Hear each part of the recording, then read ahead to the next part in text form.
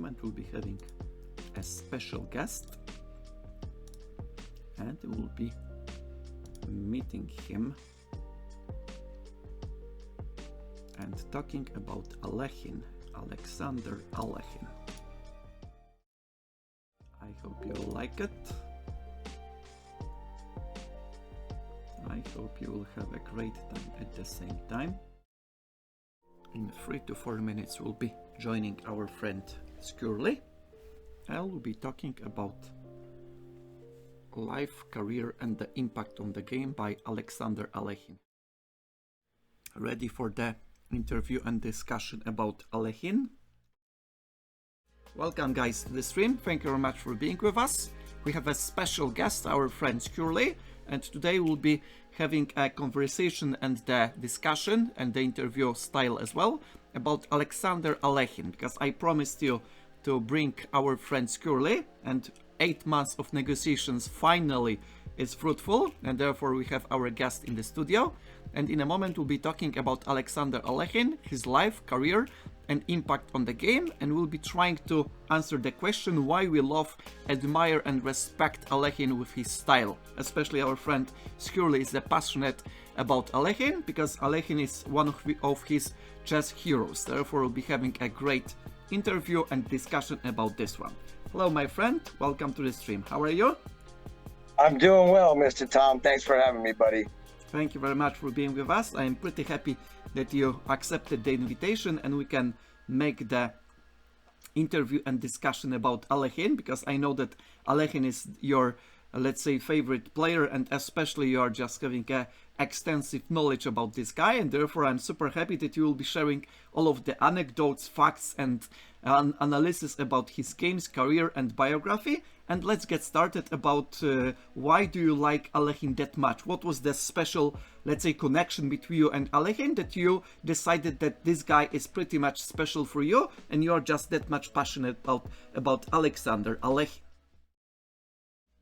You know, it's going to sound funny, but I don't know. I was a pretty romantic, idealist kid, and I kind of thought that maybe we were connected on some level, because I always had a chess set with me. This is before I knew any chess. Like, I didn't know openings. I didn't know about any kind of tournaments, no clocks, no nothing. I just had a chess set, right?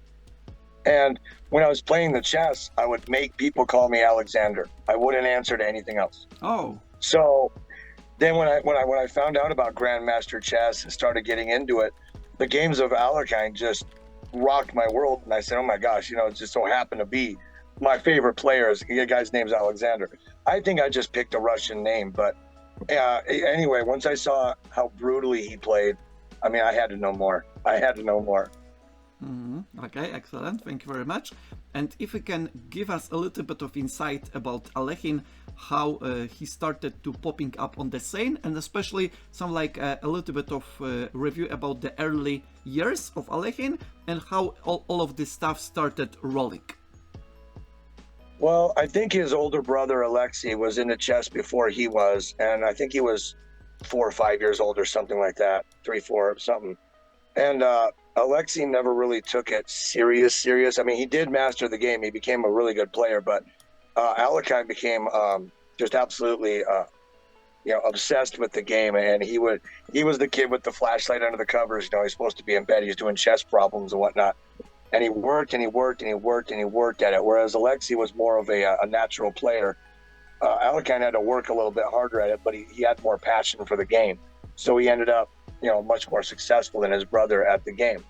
But back then it wasn't like today, I mean, we're talking about the turn of the century here, early 1900s to 1914, 1920 or so. No YouTube, no internet. If you wanted to find a chess underworld, you had to go looking for it. I mean, there was a lot of work to be a chess player back then. So if you wanted to, frequent these chess tournaments and have a lot of fun with them and get somewhere, you really had to be, there was some effort involved. You couldn't just go down to the Denny's or the coffee shop. There wasn't much of that. A few places, not very much. So, I argue that, I respect the players of old, of the Romantic era, more so than today, because just the sheer effort. I mean, you had to be near insane to pursue it in the turn of the century, I think. you know. Yeah, definitely. It was not that much resources as nowadays we have, and therefore it is really impressive that they could get into such a high level. Of course, from today's perspective, we can see that they made mistakes, the blunders, and so on. But taking into consideration they do not have the stockfish, the database, Lichess, Chess.com, all of the resources, all of the chess-able courses, all of the videos, YouTube, Twitch, Grandmaster, let's say games playing bullets all over again, it is pretty impressive that they get into such high level. What do you think was the key for the success for Alekhine, especially for his, let's say, style of play and getting into the elite players? What do you think was the secret, key ingredients?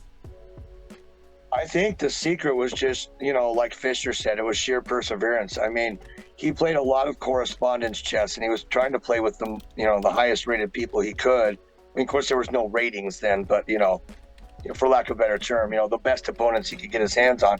He started moving up the ranks in correspondence, and then I think he played his first tournament somewhere around, my facts are a little, 1910, 1911, 1912, somewhere around there. His first over the board, and he did pretty well, and he just kept finding tournaments after that.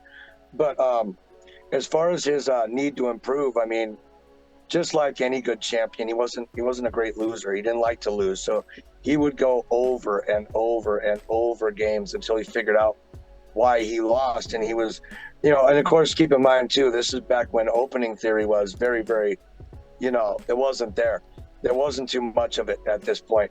There was a few stylistic openings that was played. I mean, everybody had to know the Roy. You had to know your E4. There was a little Sicilian going on. There was some stuff, but nothing like today with all these dumb gambits and the London and all this stuff. So, I mean, you only had your choice of a few openings that worked. And what he tried to do, at least in my opinion, is try to find spins on those openings that no one was expecting, but he knew well. So I mean, say in the Queen's Gambit declined, or just a regular Roy Lopez, he's playing moves before move 10 that nobody'd seen before, and it was a challenge. Come beat me with it. Let's show me why it's bad. Let's see. And that's how he came up, by just constantly challenging himself. Mm-hmm. Yeah, thank you very much.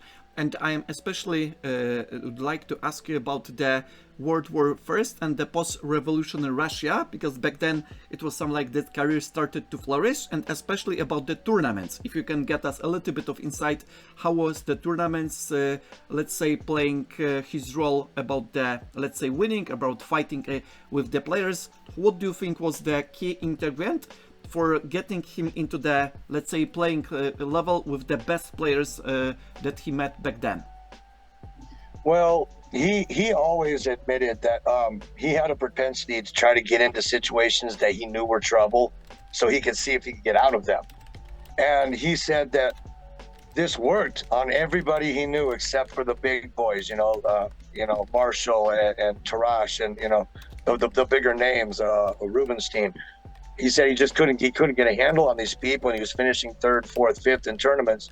So he's actually quoted saying that he had to actually fight his own propensity to make things extremely dumb complicated, because the masters he started facing once he began winning tournaments were better than his previous opponents and could see a lot of his shenanigans. So he had to tighten his game up in all aspects.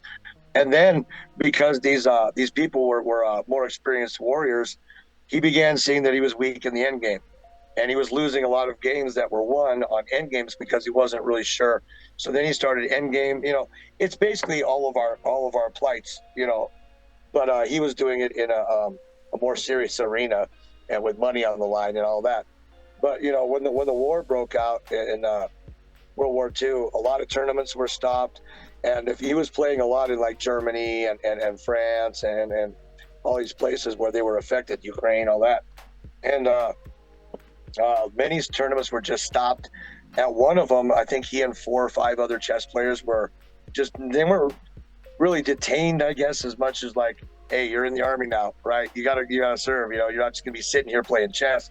Okay, so he did a little serving in the army, and he got out and he went back to France. I mean, a very interesting life. I think he took 3 or 4 wives.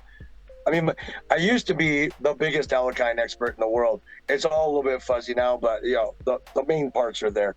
Yeah, yeah, absolutely. And I am pretty much happy that we have you as the guest, because you know a lot about Alekhine and you are always trying to seek new information, new anecdotes, and so on. Therefore, it's pretty impressive that we can have you as the expert that are sharing all of this, let's say, stuff. And in the meantime, I would like you to ask a little bit about the matches conditions, and especially about the let's say financial conditions, because back then, even though it was pretty simple that players would like to think who is the best in the world, but they are just giving a little bit of challenges related to the sum or prize funds that you need to put on the line to be able to compete against other players for the crown. For example, Capablanca requested $10,000, right? What do you think about this Right. one? Was it some like a little bit of trick to put away the contenders, or maybe it was the, let's say, deliberate choice that if you want to become the best in the world, you need to have the stamina and perseverance to find the sponsor, find the guy that will just put this prize fund into the line? Yeah, that's a good point and a good question. I mean, depending if you take all emotion out of it, I mean, it is what it is. It was as a gatekeeper, you had to have the necessary chess skills to be invited, and you had to come up with $10,000, right? Which in today's money is somewhere around 162,000, right? Yeah. I mean, it's a lot of money.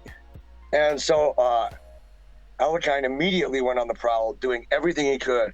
He set up tournaments. He did simultaneous exhibitions, anything he could. He had a big enough name where he could bring in some cash, but it wasn't big enough where he could support what he wanted, and he never got there. And so the argument could be made that, hey, them's the rules, right? But I tend to think, and so do several other people, big people, big names, Kevin Spraggett, those type of people. It was a detriment to. He wanted to keep the title, and he was known to be lazy. Kappa was. He didn't study much. He was a ladies' guy. I mean, I think he probably had ADHD, but it wasn't a thing back then. He was known not to get. He didn't take much time on moves. He was just a good natural player. So after the Alekhine spent several years trying to raise the money, and he couldn't raise the 10 grand. So finally, and kind of randomly, the Argentinian president said, no, our guy needs a shot. He backed the whole thing and said, if you'll play it in Buenos Aires, we'll back the tournament. They said, okay, we got our 10 grand. After that, Kappa was quoted saying that he just lived every day like it was normal. He just went through life until the tournament. Whereas Kappa got a hold of Alekhine got a hold of every Kappa game he could possibly get, studied the heck out of them, studied every nuance, trying to find his weaknesses.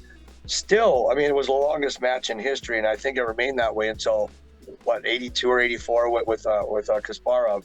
That was a longer match, but not by much. And so, I mean, Kappa put up a fight, but Alekhine just proved too classy. He outclassed him.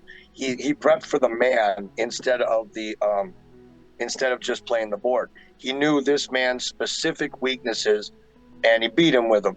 And then he set up the same London rules, which one of the rules were any contender, any challenger had to come up with $10,000, over half of which would go to the sitting champion, whether he lost or not. And Kappa couldn't come up with the money. So, those who don't like Alekhine would say, oh, he's running scared and this and that. That's a dumb thing to do. And those who like Alekhine are saying, why is it dumb, dude? It's fair play. He had to do it. And Kappa would not bend on the rules. So do I think that Alekhine wanted a rematch? Nope. No, he did not. That guy gave him everything he needed. I mean, there was something like 22 draws or something, 28 draws in that game or that match, something ridiculous out of like 32 or 34 games. And it was just out of control. He ended up winning 6, and I think Kappa won 3, and that was it. That's all he had to win, 6 games, first to 6-1. And so the financials, see, today, someone like Alekhine would be someone probably like a Naka or a Danya. He could fire up his Twitch stream. It's freaking Alekhine, man. Everybody would look, and he would rake in $180,000 and just do the thing, right? But back then, I mean, he was an attorney, but he never practiced. I mean, he was poor. He was just destitute. All he wanted to do was chess. Whereas Kappa he came from money. He was always a little bit comfortable, not 10,000 comfortable, but comfortable. So that's kind of how the financials went back then. I mean, and tournament wins, stuff like that, appearance fees, you're eating on it, maybe. That's it. You're not raising big money, but he tried. Okay, thank you very much. And let's get a little bit into the style and play of Alekhine, because Alekhine was pretty much trying to get rid of all of the weaknesses because he wanted to become our champion. As you just mentioned, he studied couple Duncan games very thoroughly, and at the same time he was the proponent about taking full responsibility about his game, right? Because he said that at some point that he started treating chess very seriously, and at the same time he took all of the responsibility for whatever he does as the world champion, and at the same time he said that chess was one of the components that helped him to let's say improve his character, right? The character, the will, the let's say power to overcome the weaknesses. How could you sum up all of the, let's say, psychological, characterological and the let's say objective strength of his and the features that help him to become the world champion and get into this level that long? Well, he definitely had to change his style of play. Like I said, he was a wild child. He liked to drink, he liked to party, he liked the women. I mean, chess player, right? And he was convinced that, when you're coming up and you're playing whatever, I guess, they would be 1900s and 2000s, and then you start to roll through the 2200s and 2300s. You're starting to become what today would be a FIDE master. You can get away with a lot of crap that you can't at the world-class level.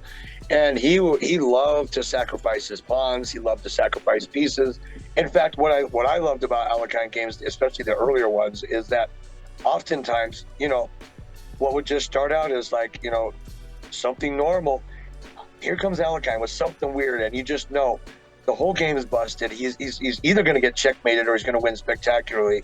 Well, what in the hell was like cheat 4? Like, what is going on here? It's out of box, out of pocket moves, and he thought he could get away with it. And so he had to refine his style, which meant, and I think he eventually found that in life too, because I'm sure we'll get there, but in 35, he lost his title. Many say because he was visiting the booze factory a little bit too much, and some say it doesn't matter. He just was overconfident. Either way, I believe that Alekhine had mindset problems like I do more than other players, depending on, what mood he was in, how he felt, was he hungover, was he drunk at the time, were there things on his mind? I think because an Alekhine game, one thing I do notice and have noticed is that they're either, the fastest F1 McLaren that exists in the world, or it's like a Pinto on fire. He either just loses, but he never resigned at a losing game. It had to be so lost that, any new beginner would be like, yeah, aces, yeah, you got me, right? Mm-hmm. So he eventually figured out that he needed to master all phases of the game, not just the opening where he usually got people, opening and middle. Yeah, he struggled with that end game quite a bit. And then later on, he was quoted saying that in order to be an effective chess master, you have to be a combination of beast of prey and monk. Mm-hmm. Meaning he's got to know when to hide behind and stay calm and when to strike. It can't just be strike all the time. Yeah. The big boys, the guys that are world-class material, they see that coming, and he had to change his way of play. And I think that's what bled into his real life. He started thinking, oh, okay, maybe if I tone down everywhere, right, maybe everything will be better. So I think he calmed down a little bit toward his 30s. Mm-hmm. Yeah, it is very, very good quote. I wanted to ask you about it, but you just provided that great explanation. And we have the first question from our friend Mike. Mike asks the question: are there any anecdotes about how Alekhine got along with Kappa on a personal level? That I've read, not really. I only know the bits and pieces that most people do, which is that before the World Championship, Alekhine had never won a game off Kappa. Like, they played a few times, both which would be rated, but official tournament, and just like the chess clubs Marshall or something they did. But he'd lost every game or drawn. He'd never won a game. As far as personally, I don't think there was a personally. I think that after Kappa set the rules and kept them, I think that Alekhine was a little bit more salty about that than anything else. I don't think they were on good friendly terms, although Kappa did have nice things to say about Alekhine and vice versa, just to the press, very, very, nice guy, charming guy, respectful, all that, but never like that they liked each other at all. I think it was a personal rivalry as well. Probably this is one of the key components that if you want to become the best in the world, you need to have the rivalry, right? You cannot be befriend all of the, let's say, players, otherwise you will not be that much competitive, right? And if you wouldn't be that much competitive, probably you will not be able to be the first one, right? Probably one of the exceptions from the modern chess, if I can say the modern, is Vishy Anand, right? Because Vishy Anand, if I can compare a little bit, is pretty much super down to earth. At the same time, he's pretty much very player that is pretty much calm. At the same time, he was one of the leading players, let's say 15-20 years ago, right? Right. Exactly. Yeah, and then Alekhine, just like anybody else had to figure out, Vishy, anybody else figured out that once you get to the top, it's not enough. You got to keep at the top. Yeah. And like anybody else, he relaxed a little bit, and he'd let people beat him. And unfortunately, that Efim Bogolyubov just kept coming after him, And I mean, if you look at Bogle's games, he's strong, dude, like really, really dumb strong. But he's just nowhere near Alekhine's class. I mean, there's no way anybody personally would ever beat Efim Bogolyubov. There's no way. The dude was a bad mofo. It's just that Alekhine was so much damn better that he looked like a potser playing him. I mean, he just got shut out, right? And then stuff like that's a little unfair. And people were accusing him of, picking on, basically bullying people, pick on people he knew he could take and this and that, but not letting Kappa in without the London rules. Again, I still say, turnabout's fair play, but I don't think he wanted that rematch. But growth in chess, I mean, Vishy's a good example. Fischer would have been a good example if he was more personable and maybe talked a little bit more about what he did, because, to win in 72 and then disappear for 20 years and win again in 92. I mean, my boy didn't just, he wasn't just knitting. Right, he was into he knows what's going on. You can't just ignore theory for 20 years and come back and beat the Russian again.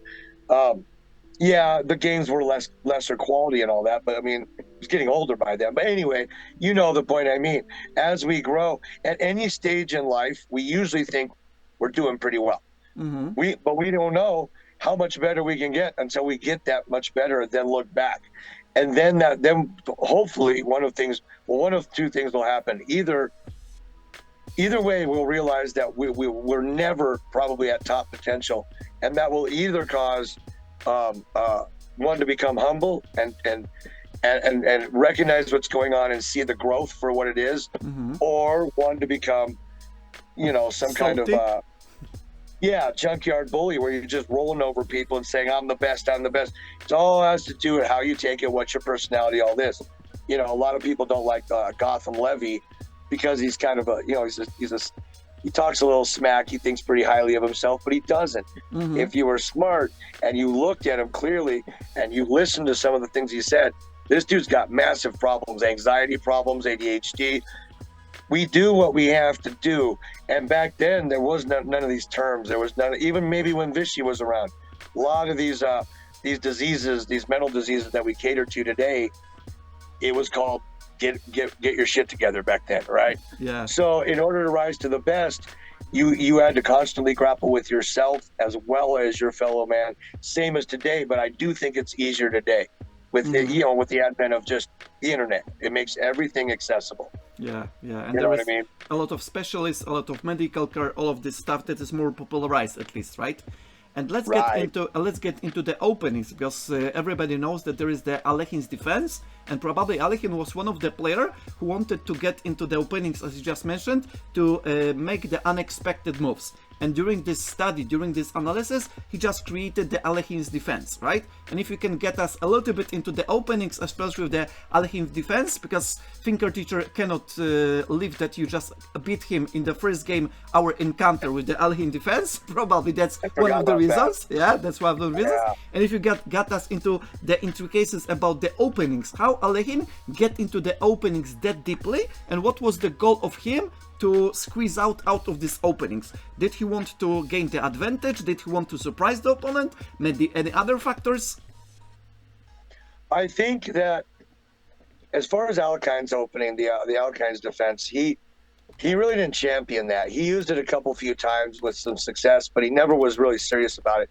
You can trace it back to like something dumb, like the 1400s. There's an Alekhine game, and then in the 1700s, somebody played it. Like, it was just an experimental opening. But as far as openings in general, it's exactly what he wanted to do. He wanted to figure, he was basically, if you ask me, one of the champions of the modern day gambit, because he would just shove pawns right in the center, anywhere, side pawn, any pawn, just give them away at any time to make room for pieces, to try to get some kind of edge angle. I think his goal from watching his games was to do something nobody had seen before. You know, they were just grappling. They were just now getting the idea of a strong center, and like Queen's Gambit was really hot new theory. And, you know, so we're talking about quite a while ago, you know, the 20s, 30s, 40s.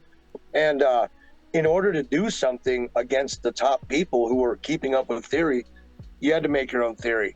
And as long as you're making it up and you're serious about it, there's no way the other guy can know about it. So I think it's the same thing as the same way I beat you with the Alekhine our first game, or if I ever beat you with the Alekhine, some variation. It's a surprise attack. It's a surprise weapon. You mishandle it once, twice, three times, and then you start to see its holes. The stronger player will eventually prevail. It's not the best opening. It's a surprise weapon, right? And Alekhine, I think, liked surprise weapons. You know, he must have seen things like the Benko and you know, offbeat openings like that as, oh yeah.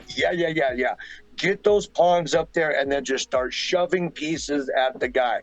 And you know, it wasn't uncommon for him to have, just out of an opening, 2-3 pieces hanging, but you got to take the right one if you can take any, right? So he loved complicating positions because his mind worked in a way where he saw through the complications better than most people who were vying for, let's keep it like elegant but powerful. He didn't want this elegance. He wanted to floor the car and hope it didn't hit anything.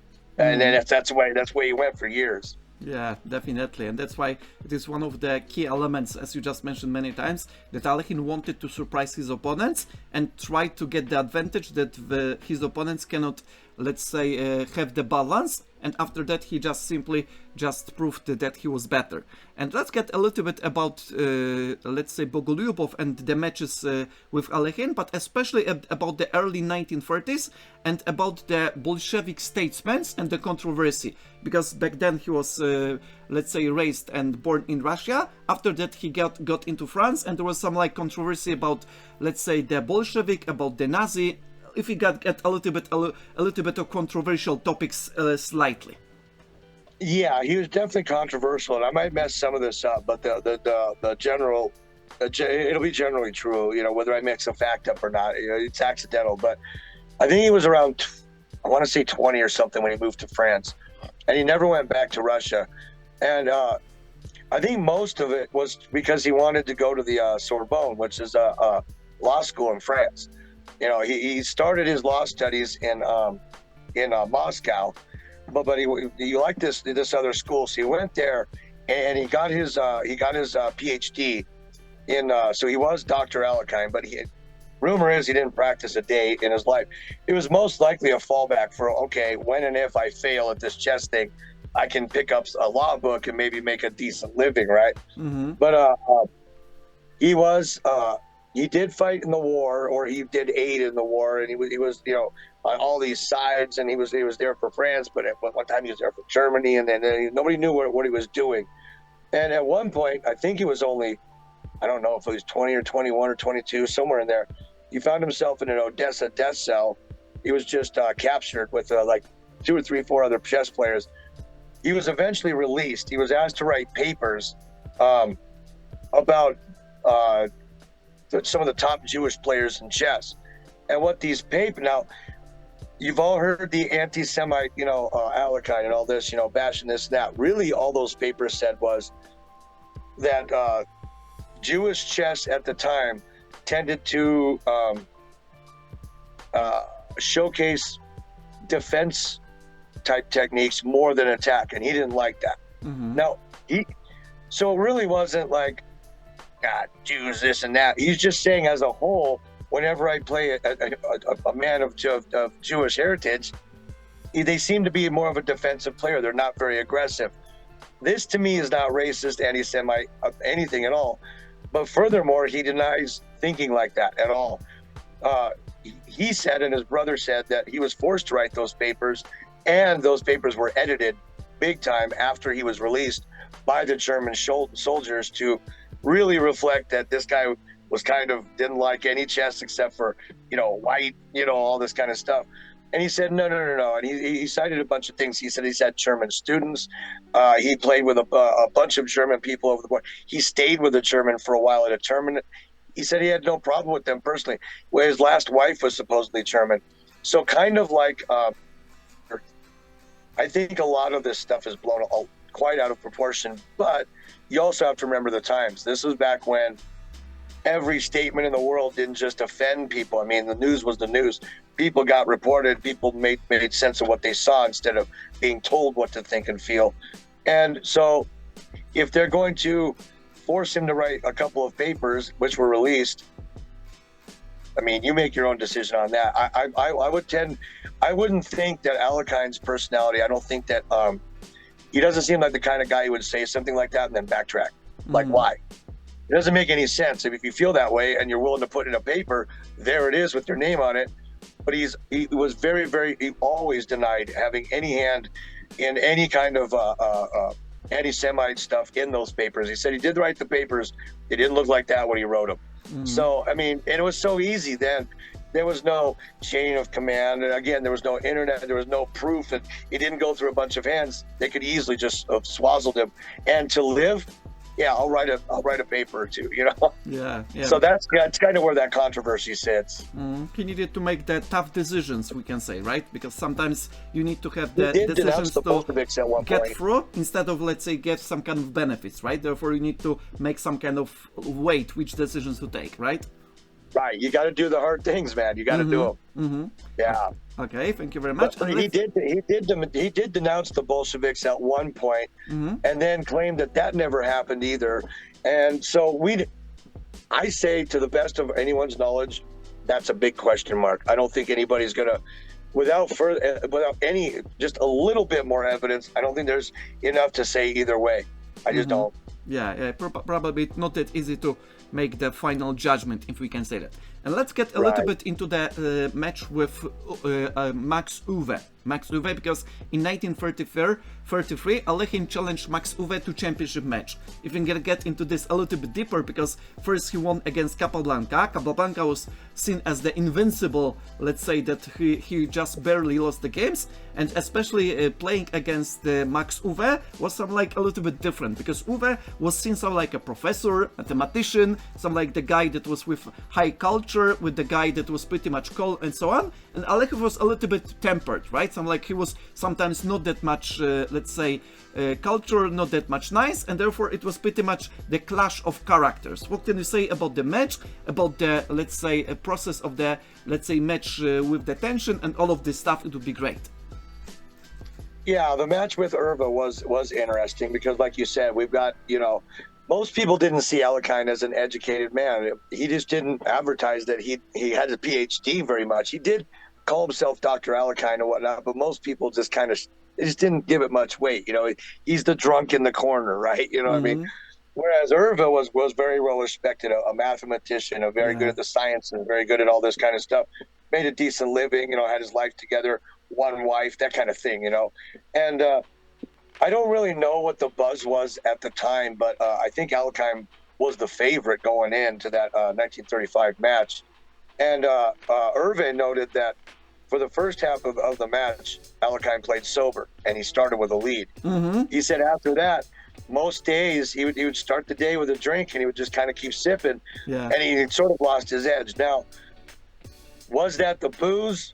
Was it overconfidence? Did overconfidence cause the booze? I believe that to be the case because, honestly, you know, as a guy who knows his way around booze quite a bit, I can tell you that for the first, I'd say 12 beers, which would be about 6 shots, you know, of you know, you if anything, your play strengthens.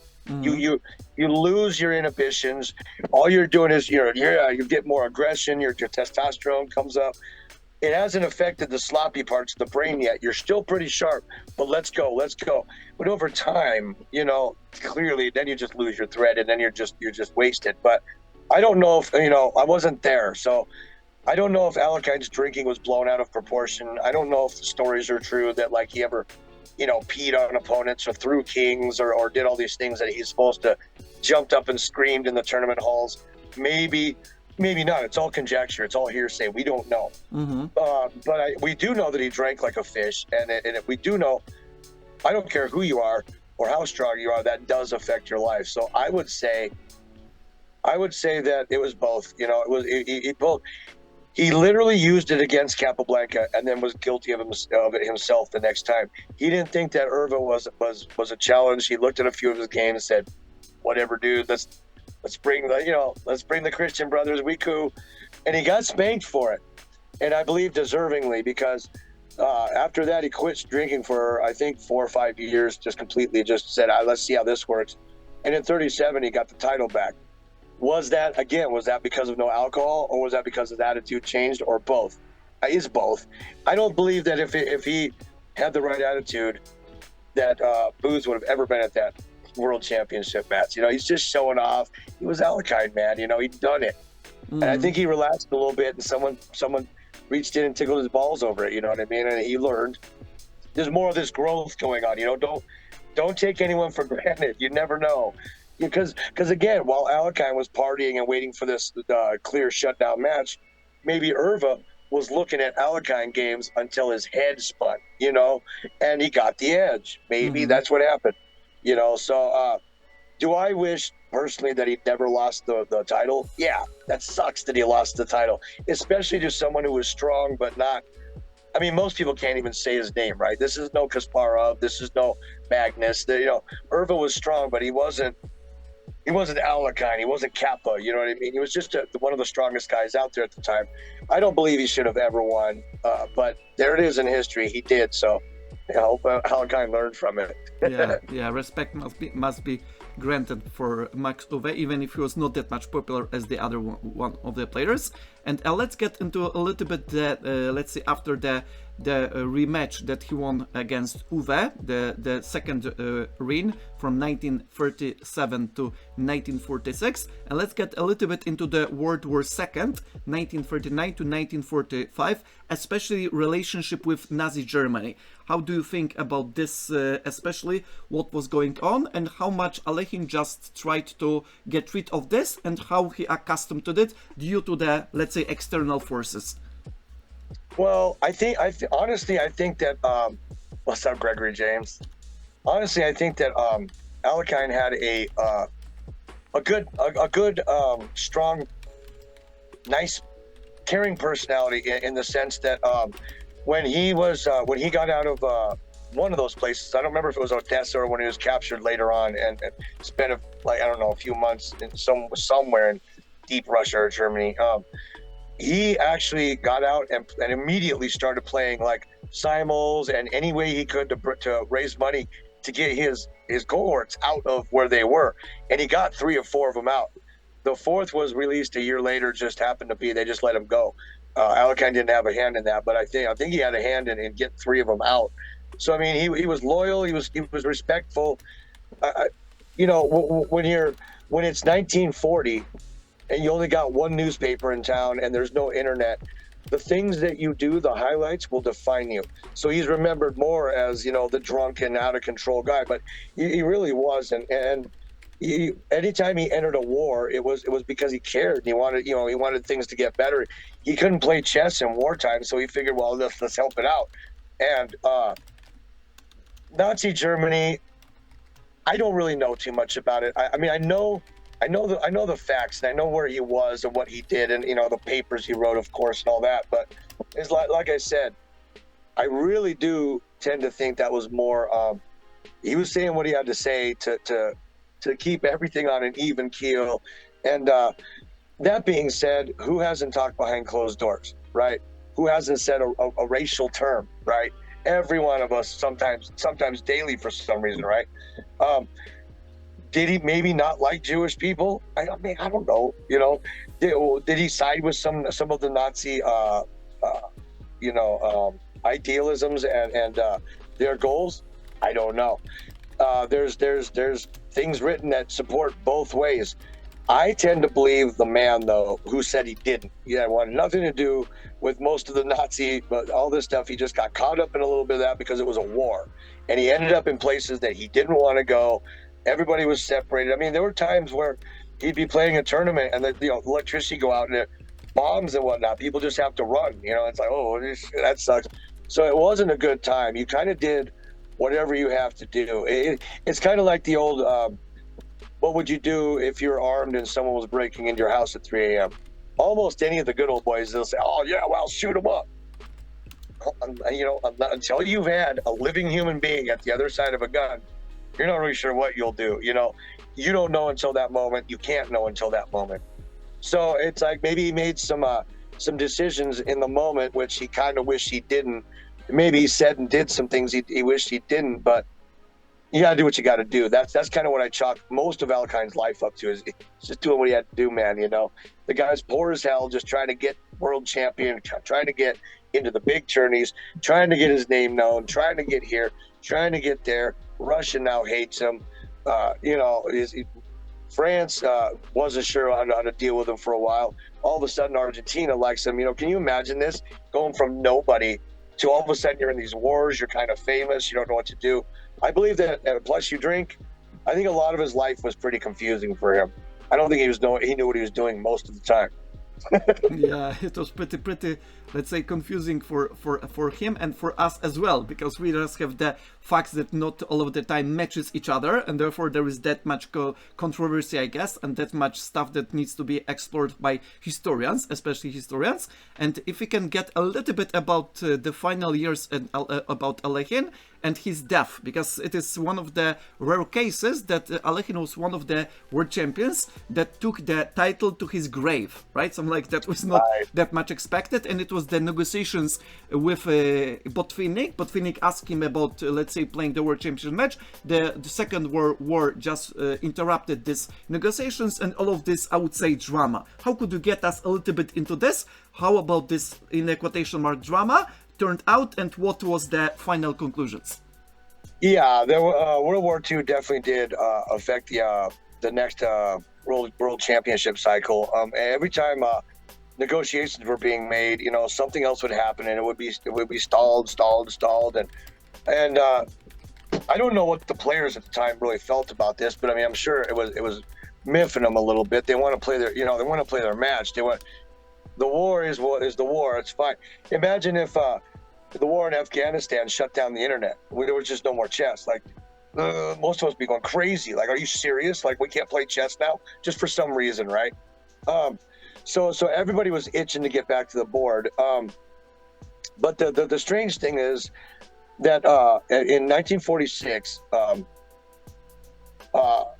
they had resumed. They were resuming negotiations for a title match between Alekhine and Mikhail Botvinnik of Russia, of course. Now Russia, they wanted their podium back. When Alekhine defected to France in, like, I don't know when it was, 1919 or 1920, something like that.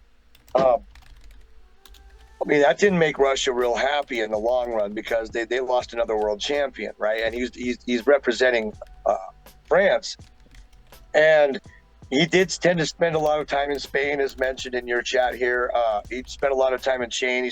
Spent a lot of time in France. Spent a lot of time just going around, Germany. But he was, what was it, March 24th or something, 1946. He was found dead in a hotel room in Estoril, Portugal. If those of you who have seen the death scene, I mean, come on, man. If you've watched one CIS Miami, you know that my guy didn't choke or have a heart attack where he sat. Something else happened, right? He's just sitting in a chair. They said they found the coroner said he found a piece of dislodged meat or something, stuck in his windpipe. Mm-hmm. Well, I don't know, man, but I know that people, when they can't breathe, man, they're gonna go nuts. You ever seen them in the restaurant, in the movies? You get up, you're slamming yourself around, you're doing this. My guy was just sitting in a chair. His plate was empty. So that means if he choked on a piece of meat, it would have to have been the last piece. And then he put his plate aside and put everything, on it, and then just sat back to die. His chest board was there with him, but it was set up to the starting position, as if maybe he hadn't started studying yet or whatnot. But that's hard for me to believe, because I would think that while you're eating or whatnot, you'd be going over something. This leads most people to believe he was killed outside of the hotel room, brought in, and the death was dummied. There have been reports of two coroner reports. One report said that they found a bullet in him, and that one got lost. And then the next one, after, I can't remember who got to him, somebody got to that coroner, and that's on record for sure. Somebody contacted that coroner. He revised his statement to say it looks like he choked to death or possibly a heart attack. Well, what do you mean? Or possibly, like, hey, Mr. Coroner, what did he die of? What I believe is Russian Secret Service killed him, because, listen, they've thrown, it's like a Fisher situation. Remember when they threw Taimanov at him, and they threw every guy that they had at him, and they guy come back 6-0 loss. Just 6-0. Russia sent their best, and Fisher dispatched them just as quickly. This was happening, but Alekhine was a defector. And in their eyes, he should have been representing his home country this whole time. Now mix it in with the Germans. Now mix it in with spending a bunch of time in France and Spain. You have big problems. And I think they sent some of their guys to take him out while he prepared for the match myself. But again, just we'll never know. I mean, unless something else comes to light, we'll never know. And just in case those of you who are interested, let's see which one's yours. You're over here. GM Kevin Spraggett. I think I'm going to spell this right. Anyway, it's something like that. Yeah, Spraggett. I don't know if his page is still up. It used to be in the early 2000s or something. It was like, I read this thing daily. He went nuts batting for Alekhine. He launched his own investigation. I mean, he flew to these places and demanded answers. He got a lot of answers. It might have been he who unearthed the dummied coroner report when he talked to the place. I don't remember if it was Spraggett or somebody else. There was a few people on his side, but Spraggett is a huge proponent of Alekhine being murdered. I mean, I invite you to look at just Google Alekhine death scene. It'll come up. That's not somebody who choked to death. There's just no way. Yeah, probably. But so then I guess, in the absence of a challenger, Botvinnik, I guess he played somebody. I can't remember who. It's it was a gimme though. I mean, this guy couldn't beat Botvinnik, and then Botvinnik was the next world champion. I think starting when 47 or 48, something like that. I'm not too good with my after Alekhine stuff. Yeah, no problem. But it was an interesting time, and I think a lot of people got away with a lot of weird stuff, and Alekhine just never ever seemed to get a hold on the financial side of things. He was penniless when he started, and he was penniless when he died. He just never seemed to get the business right of it. He was more like me.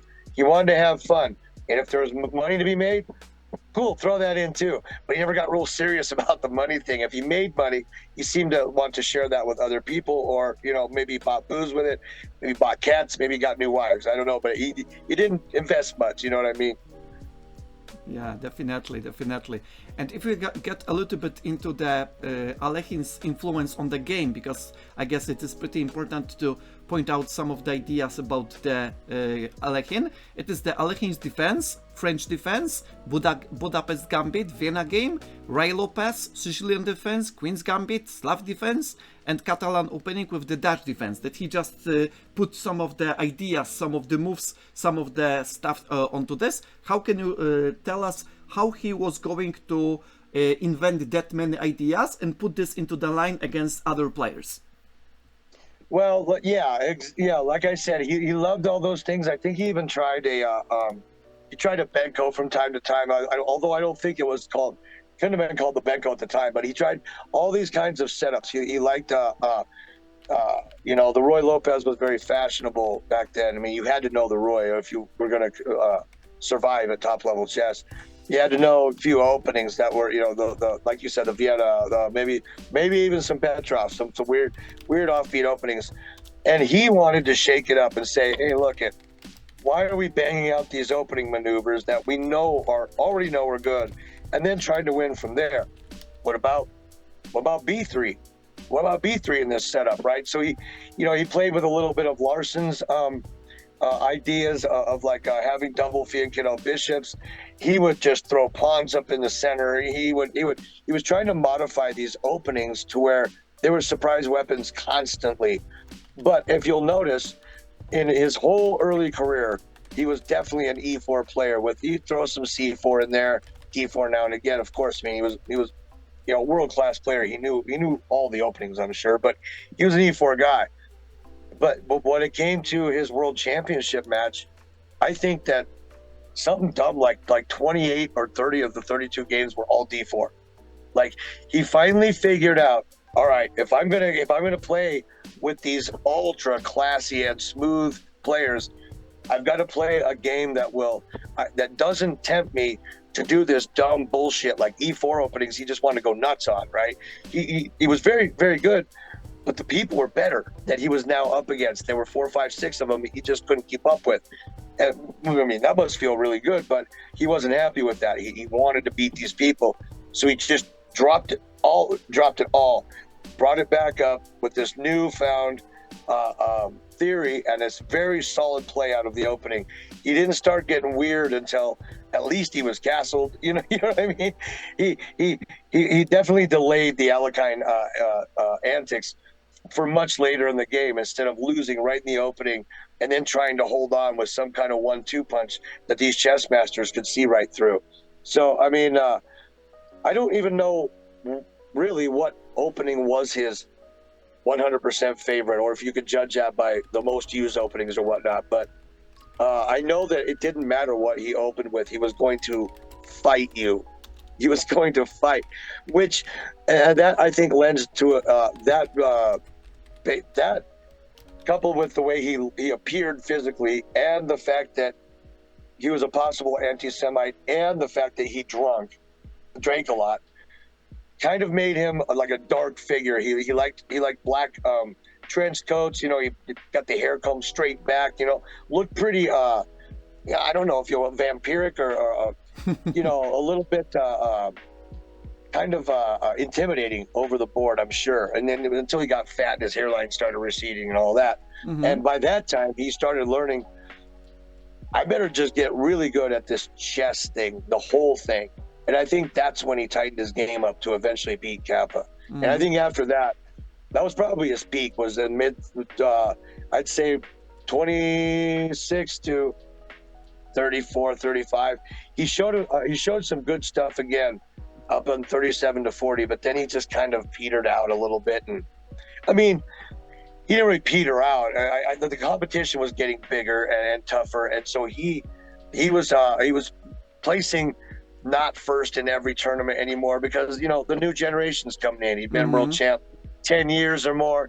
The new blood's just coming in, and he started losing some games to some hard hitters that came in the 50s and 60s that started making names for themselves. It's just the way it goes. So I'd say all in all, he lived a very interesting life, a very noteworthy life, a life that could have been powerful but wasn't. He just never seemed to work it right, the poor guy. And he died the same way he came in, absolutely penniless and going after the greats. I mean, I think his story is romantic if you spin it that way. Now, I tend to think that the anti-Semitism and a lot of that stuff is way blown out of proportion, if not untrue altogether. But what if it is true? If it's true, I say, sign of the times. you were either in or you were out those days. I mean, if you didn't like someone who was attacking you, all of those Russians. I mean, that's technically a racist statement, Or here comes those Germans. You don't want them coming around. And it's like, why? Because they have tanks, you know. So I don't think that some of his what he said was anti-Semite as much as just the way people were speaking that day. But he was somebody. And he didn't have a manager. He didn't have anybody, a publicist, to tell him what he could and couldn't do. So you picture the guy from The Office making a public statement. He should be able to do it, right? But he's going to fuck it up 10 ways to Tuesday. You know what I mean? He just can't do it. So, I mean, that even if he was a little bit racist and a little bit anti-Semite and he didn't like some of the things coming out of the Jewish communities or didn't like whoever for whatever reason, so what? He's a human, right? It's the same thing with Fisher. Fisher didn't like America. I don't give a shit. Look at his chest, dude. That's why we like Fisher. He isn't Brad Pitt. He doesn't have to say nice things.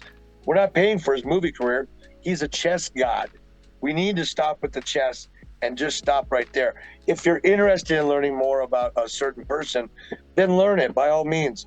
But I wholly recommend not hopping on bandwagons. Think for yourself. You'll come up with some interesting spins on these people. Okay, thank you very much. And a little bit about the anecdotes, maybe, because the anecdotes with Alekhine is pretty much interesting stuff, because everybody will be pretty much happy. And one of the anecdotes, I'm not sure if you heard or remember about this one, is the anecdote related to the Alekhine's cat. Because at one point, I'm not sure if those were during the tournament, but probably in one of the important tournament, Alekhine's cat was missing. And he was having the trouble to accustomed to the level of play, and unless the cat was found, he was having the trouble to make the, let's say, stable let's say, performance over the board. What can I tell you about that? Yeah, I do kind of remember reading that. I think he lost the damn thing on the boat over to the tournament, and it was a big boat, like I don't know if they had cruise liners or whatnot back then, but it was a big ship thing, and he couldn't find this cat. He eventually found it, but yeah, he was saying it was affecting his tournament play. And I mean, there's all kinds of anecdotes that I've read that may or may not be true. There's one that I've read on several sites, so I tend to believe this one's. Kevin Spraggett was one of them that showcased it. And then I found it deep in some archives, like in the mid-2000s, on a couple of other sites. The story goes that he was going to a tournament on a train, and he was going late at night, red-eye flight, basically, for the day. And sorry about the sirens. No problem. That just apparently goes forever. Forgot I have a mute key. And he was studying chess by the light on this train. He had his little pocket chess set out there, and he was studying and whatnot. Some guy in the car couldn't sleep or something, and he says, wants a game with Alekhine. Alekhine says, yeah, fuck it, cool, right on, sit down, that's cool. So Alekhine sets up the board and takes a rook off. And the son of a bitch says, what's that? And he says, I'm taking a rook off so we can play. And he says, man, you don't even know me. And he said, right, if I did, I wouldn't take the rook off, bitch. Because there was only so many people in the world that could beat him at that time. Yeah. And there wasn't any, there was no STL chess club or nothing like that. This guy didn't know who Alekhine was, even if he was world champion. He just knew he liked chess, right? Maybe he didn't recognize him, who knows? But that's how that story goes. He's like, right, if I knew your name, I'd leave the rook on, right? No, you can't beat me. So, I mean, there's just all kinds of stuff like that. And he was also, when he was trying to raise money for, whatever he was trying to raise money for, either himself or some fallen cronies, whatever. He was he inadvertently set a few, at least two simultaneous exhibition records. He played, can't remember, it was 16 people at one point, and that was just amazing. But he got he scored like half in that. But then he set a big world record. I can't remember the numbers. I always get them wrong. I think he played 32 games. I think he played 32 games. He lost 2 and drew 2, something 128, something crazy like that, right? And it's just like, these weren't just potsers he invited either. This wasn't just hey, if you know how the king moves, comes to the cross. Several of these people were masters. Several of these people were, known on the circuit and or at least very, very strong players. They just couldn't take him down. And this was, uh, this was blindfolded simultaneous exhibition, by the way. Hmm. 32 boards, Yeah. blindfolded. And I mean, they even what's the movie where they have him? Now it's not Alekhine. They don't call him Alekhine in the movie, but it's exactly how this kind of went. Another time, Alekhine was, I think he was serving with the Germans at the time, and no one really knew because, like I said, the media wasn't what it was today. Chess stuff was going to be a blurb on the back page of whatever paper you read. If you're not interested in it, you're not going to know who this guy is. So word got around that he was a pretty good chess player, and the German, whatever he was, right, the commander, the top, the general, the top dog in his unit, said, "You a chess player?" Say, "Yeah, I'm a chess player." He says, "Play all of us. Play all of us at once." Something outlandish. And Alekhine's like, "Play all of you at once, like a simul." And it was something dumb, like 30 boards or something. And they wouldn't let Alekhine see the boards or anything. They said, "If you're good, you should be able to do this." And it was, where this was? I think it was in the, I want to say it was in the Illusion Defense. It could have been in the Illusion Defense, a little clip in there, but it could have been an older movie. But they reenacted it anyway. Hmm. And this guy, the general, he dispatched of everyone else. And this guy, the general, ended up being the last game. And the general makes a move, and you can see Alekhine's face. He goes, "Oh, he just lost." So he gives the general a choice. He says, "Do you want to take that move back?" I said, "What the fuck do you think I am? Some kind of beginner?" "No, I don't want to take the move back. I made the move." He said, "Then I'm going to checkmate you in like 8 moves." Hmm. I said, "No, you're not." And he says, "Yes, I am."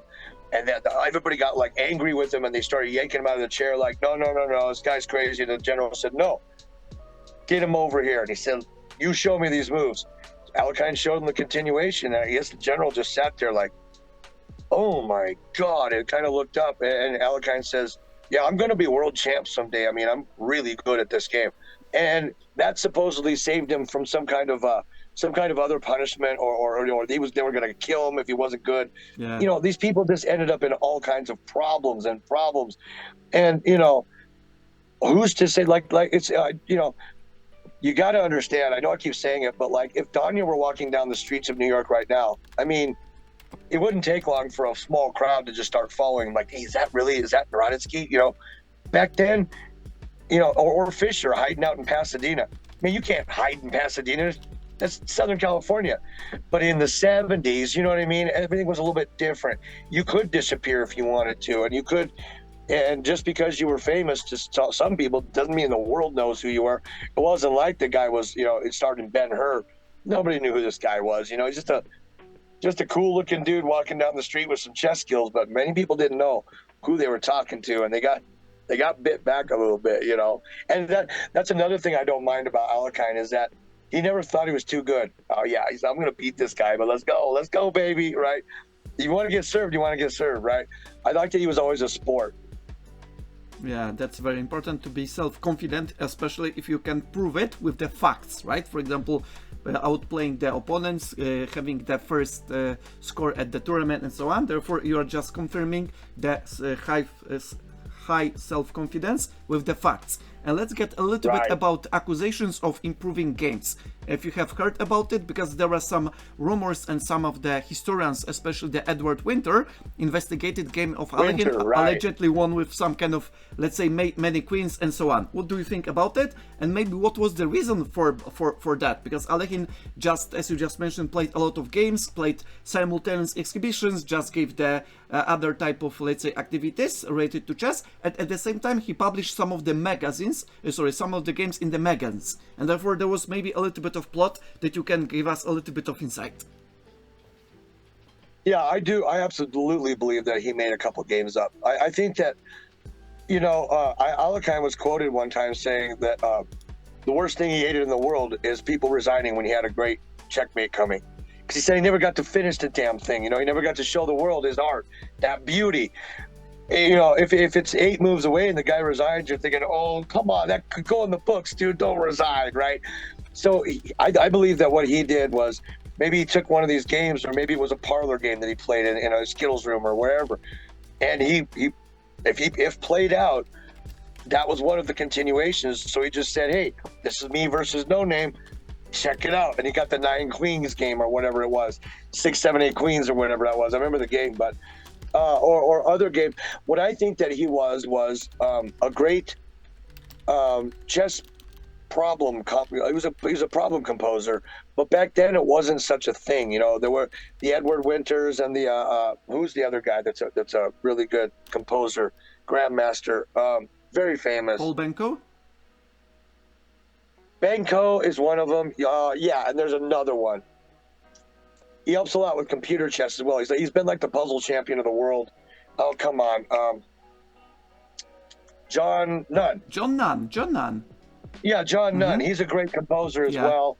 But back then, 20s, 30s, 40s, I'm not sure how big problem composing was. So I think that he just composed a bunch of problems and said they were games because who's going to prove it, right? I believe that he probably did that. I don't think it's such a big deal because, I mean, if it doesn't exist, it's pretty obvious what he did. I don't think there's anything untoward about it, except for the thing that he does claim, it was a game. I don't really like that. But how else is he supposed to get it in the world? You got 2 or 3 problems. That's not enough for a book. Fuck it, I played it then. I think he was just scheming for an angle on how to get his stuff out there. Maybe. Yeah, okay, thank you very much. And let's get into the stuff that is pretty much legendary, especially with some of the workbooks, some of the books, the visualization and tactical possibilities. That Alekhine was known that sometimes he could foresee the, let's say, combinations and tactical positions that nobody was able to create back then at his times. What do you think about it? How he possessed such a high level of, let's say, tactical abilities, at the same time how he was able to foresee that much and visualize the position that well. Yeah, I think that he could visualize checkmates very, very well in current positions. And you know how you tell yourself, boy, I can mate this guy if only this pawn were gone and this bishop were gone and this guy were gone. So he did his best to just remove all of that and come crashing through right in the middle. And it started early, usually, with just some kind of stupid, pawn sack or like a piece that can be taken, but it's sort of obvious. So he knows the chess master is not going to take the first piece because it's an obvious threat, but it will go toward more. He was able to make order of chaos very, very effectively. So he got this nasty position in his head that he could hold and others couldn't. And he would give them choices. There were ways out of most of these. If you look over some of the more famous Alekhine games, say with an engine, the engine agrees with a lot of his moves, but it disagrees with a lot too, a lot more than most world champion type players. Some of these moves are just like, yo, you had it. What the was that move? But Alekhine, of course, he had something different in mind.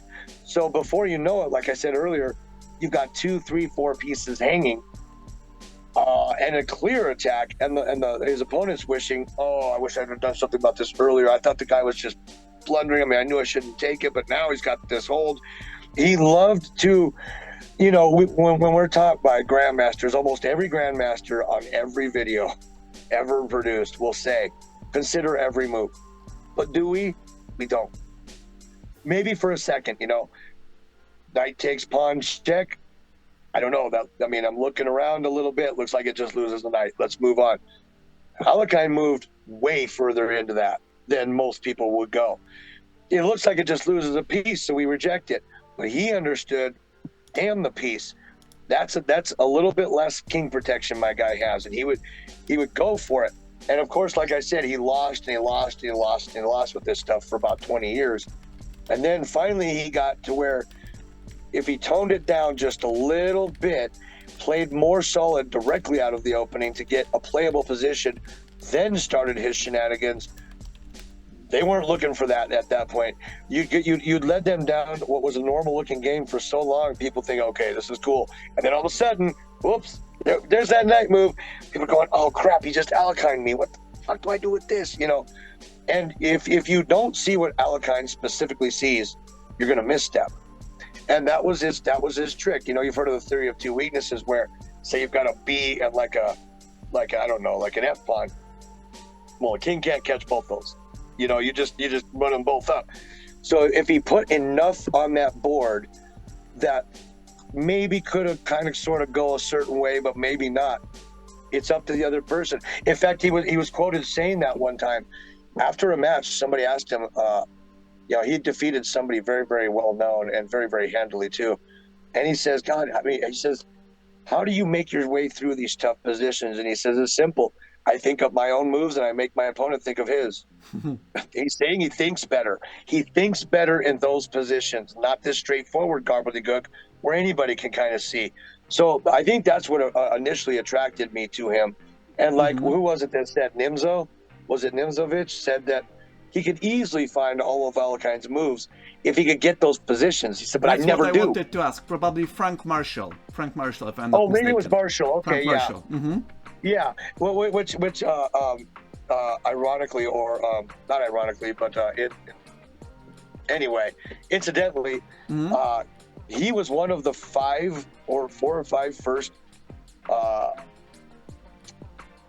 people that was actually called a grandmaster in chess by Tsar Nicholas or somebody.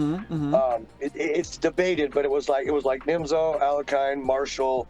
I don't know if it was Reddy. You know, some of the top players that day.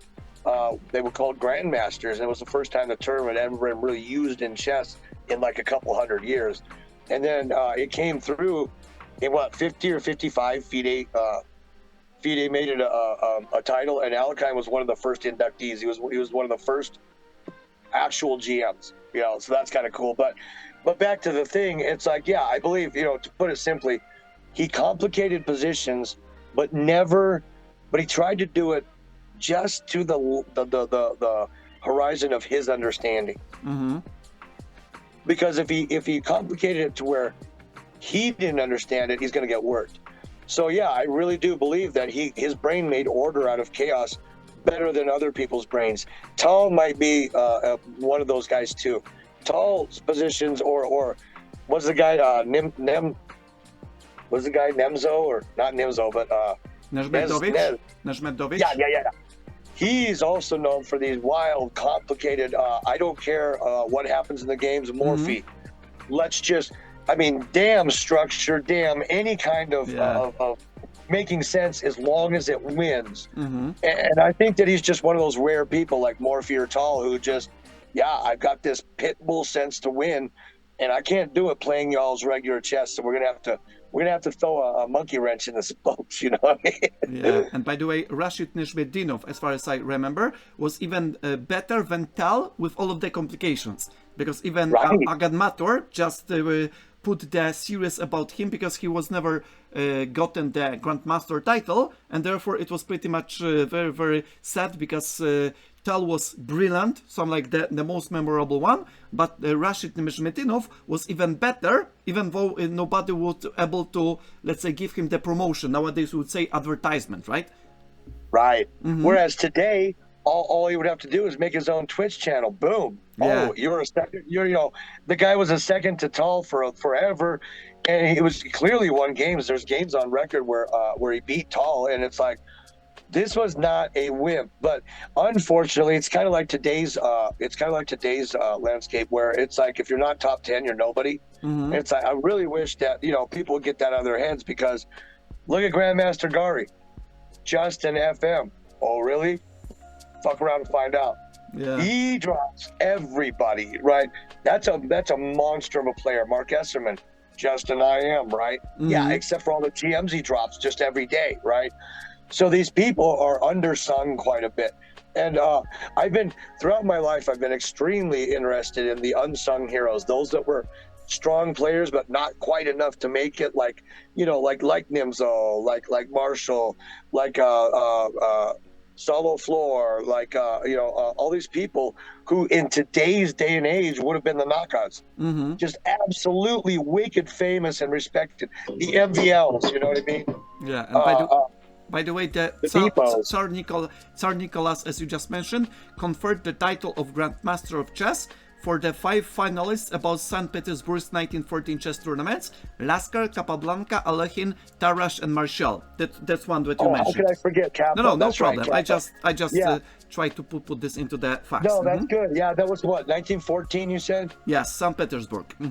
Yeah, St. Petersburg, 1914. That was an important for Alekhine, because that was one of them where he showed up and he left that tournament feeling like, all right, dude, something has clicked. I definitely leveled up. Like this was some shit. And then San Remo in 1930, I think he took that by something dumb like 10 or 13 points. And then the next one too, he's finished 5th behind. It must have been Kappa or somebody like that. And that was he was coming into his own. And this was these were earlier tournaments. You know what I mean? Not San Remo, of course. He was already world champ by that time. And by the way, there was one question about the chat, because probably this is another interesting idea to discuss it a little bit, because I know that you know about it, because once we were talking about it and you just proven about Alekhine or Alekhine, the pronunciation, the origins, and the controversy about his name. Alekhine, Alekhine, Alekhine, there is some like different type of pronunciation. What would you say about it, and what is the controversy all about? Why some people said the one version, the other the second version, and the other one's probably the third version? What is going on about that? Yeah, there's a thing going on in languages that I'm a very strong language guy. For those of you who don't know me, I've been a writer and editor my whole life. I worked as a professional editor, 9-to-5 job, AP editor for 2.5 years for the place. It just went out of business. I didn't lose my job. I'm very, very good at languages. I don't know why names change from language to language. Like originally, it's spelled Algachin. Now, an LE in Russian is kind of a yo sound, like in Spanish, like the LLs is a Y. So it would be Alekhine, that kind of thing. If you want to be white about it, you can say Alekhine. That's okay. It's not Alekhine, though. I'll tell you that. It's definitely not Alekhine, but that's how most people see it, because for some reason in the English language we added a K instead of a C. It just, I don't know. I really don't know why that's done. I think it's disrespectful a little bit. But Alekhine himself, or Alekhine, whatever, right? Get upset when people would say his name wrong, and he would correct them. He'd say, no, I don't know what this is about. It's Alekhine. I think it would sound more like that, Alekhine. Yes. Like maybe a real strong H, Alekhine. I say Alekhine because I want to because you know reiterate that others can recognize it, right? Right. Yeah. Exactly. So they know I'm doing that shit on purpose. So they'll maybe who think that it is Alekhine go, well, that's weird. What, to say that again? Yeah. It's like, okay, But I don't speak Russian, and I don't pretend to know Russian, so I don't know 100% what he would have preferred and what it is. But most people, Danya included, just say Alekhine and just use a hard H like a keen, and a long E, not Alekhine or Alekhine. It's Alekhine. Yeah. But that being said, maybe one day I'll meet a Russian who can tell me, please, just what's this last name, bro? You know what I mean? The exact right way. I think I'm right, but who knows? You know? You are right, by the way, because I'm just looking about the pronunciation, and you pronounce it perfectly. It is some like Alekhine, but not Alekhine. It is not yo, but E. Alekhine, Alekhine. Right, okay, a little bit about it, but when you just mentioned that Alekhine disliked when Russians sometimes pronounce the E like you, and Alekhine, which is regarded as Yiddish distortion of his name. And therefore not Alekhine, but Alekhine or Alekhine. Alekhine, some like with stronger accents, right? Maybe some people would call him Alekhine, and he got pissed at that. All I know is that I don't know how they were pronouncing it wrong. I know that he got salty when they did, and I'm not sure how they were saying it wrong, But I think it's Alekhine, like you were saying, yeah. Okay, well that's how I'll say it from now on then too. Yeah, but take notice that it's pretty much some like the rule that if we want to make something like popular, and the people are accustomed to the, let's say, wrong spelling, we need to use it as long as they do not start to correct that by themselves, right? Because if you start saying Alekhine, probably the people will be like, we do not know such player, right? But if you what say, is this but guy? Alekhine is the same as Alekhine, oh, Alekhine, you should say that as first name, right? And therefore it will be a little bit confused, I guess. Right. Exactly. Yeah, Alexander Alexandrovich Alekhine. Yeah. Something like that. Yeah. Yeah, and let's talk a little bit for the wrapping up, before we are wrapping up, about writings, because Alekhine was pretty much known about all of the discovery, all of this creative work, all of the endgames, all of the approach into the openings, and especially the tomes or the volumes about the book of My Best Games is pretty much popular even nowadays. And what type of content that you can find in his games? I mean, especially from the player's perspective and the players who want to get better at chess, but with the understanding, not just in the competitive style, but about understanding. What is that much important and valuable, and Alekhine's, let's say, games and Alekhine's writings that we can have, let's say, the opportunity to grow as the players with the understanding of the game and let's say appreciating the beauty of the game, if you can say that. Yeah, this is, one of his, almost every world champion and or world-class player since Alekhine has said that he, even by today's standards, was one of the best annotators of his own games there ever has been.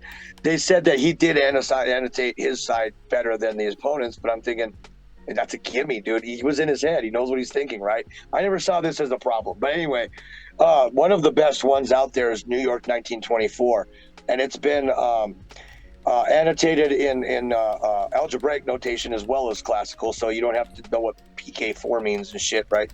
You can just, it'll be what you're familiar with. But what he's very good at annotizing his games and putting his thoughts down. And throughout the opening, it's a little thick, not a little thick, but I'm saying, like, if you're a 1700, good luck, right? It's a little bit, the stuff he says is a little bit more advanced than what you're going to get unless you're like maybe a nearing expert or at least A player, right? Maybe 19 to 2000. But maybe not. It was for me. I couldn't figure out what the guy was saying for a while. But to have a player like that can play these strange and wicked combinations like that, to explain what sparked them off, like right here, I knew I'm starting to look at a night sack. I was trying to figure out, this and that. And he was very respectful of his opponents too. If they made good moves, he said it. If they made blunders, he said it. He was pretty impartial. But yeah, he was. If Alexander Alekhine annotated a game, you could do worse by going over that. But what I would do is go over it. It's just like anything else, guys. Go over it slowly until you make sense of some of the things that he's said. Because if he makes some weird move and he says, well, due to the nature of the bishop on F1 and, the knight on, and you just start to get lost and you just fuck it, turn the page. That's how I used to study chess, and it didn't get me very far. I just wanted the good stuff, the stuff I easily understood, and I ran with that. Alekhine opening was one of them. I just took to it like nothing else. I don't know, to this day, I don't know any opening as intimately as I know the Alekhine. I mean, I'm gonna give you problems if I play knight f6 with you. It's just not the best opening. You can only do so much with it, right? You get me with an IM, I'm gonna get toasted probably. but I have held GMs off 70, 80 moves with an Alekhine in simul games. I've held IMs off for long time with the Alekhine because I know it. That's the only reason why. I know it. And that's what Alekhine, I think, was saying with all this studying and all of this annotating. He's saying, if you don't know this, like a part of your body or someone you've lived with for 20 years, if you don't know this, every position like that, you're not going to have much of a chance getting near the top. So once he annotated a game, that was a sneak peek into his what later when Fischer did it, especially in my 60 memorable, right? Yeah. Or my 60 favorite, whatever it was. I mean, that's Bobby Fischer saying how the fuck he did those positions. That you might want to get that book, right? How can it hurt you? Yes, we all have the engines. Yes, we all have a 3,500 rated sidekick or a 2,500 rated, whatever your engine is. That it's just not enough. I mean, it's a great help. but I wouldn't rely on engines too much.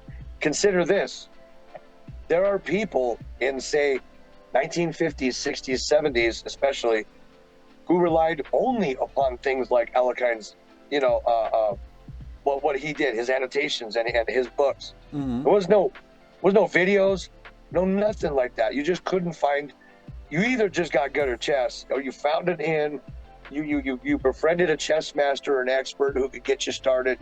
But you weren't just learning the London system in 45 minutes. That was bullshit. That didn't happen back then, right? So these times were extremely, extremely tough. Any glimpse you could get inside the head of a grandmaster was like gold to any chess player. Yeah. And the fact that he was so good and so clear about it, but yet his games weren't clear, made for a really good yin and yang that makes for a nice, very nice information overload for in any of his books, I think. Mm-hmm. Okay, thank you very much for the extended, let's say, information about his writings. And the question from our friend Mike, because Mike is pretty curious about the influence. Mike asks, what influence Alekhine had on the future champs? And Mike says that he knows that at least Kasparov has mentioned him, I mean the Alekhine, as the major influence, for example. And what do you think about, from your perspective, from your knowledge, from your expertise, what is the influence about Alekhine to the future champions? And by the way, I just get a little bit of glimpse information, because probably it's going to be very interesting as well, before you just start. Nepo just mentioned that he learned about Alekhine's games as well, because it was the recent interview. Nepo, Ayan Nepomniachtchi. Mm-hmm. Yeah, for sure, yeah. Yeah. I mean, I think it would be foolhardy to assume that any master today wasn't influenced by Alekhine's games. Mm-hmm. Literally anybody who has mastered the game in the world today, I would bet such a small percentage, 1%, 0.5%, just has never heard of the guy, right?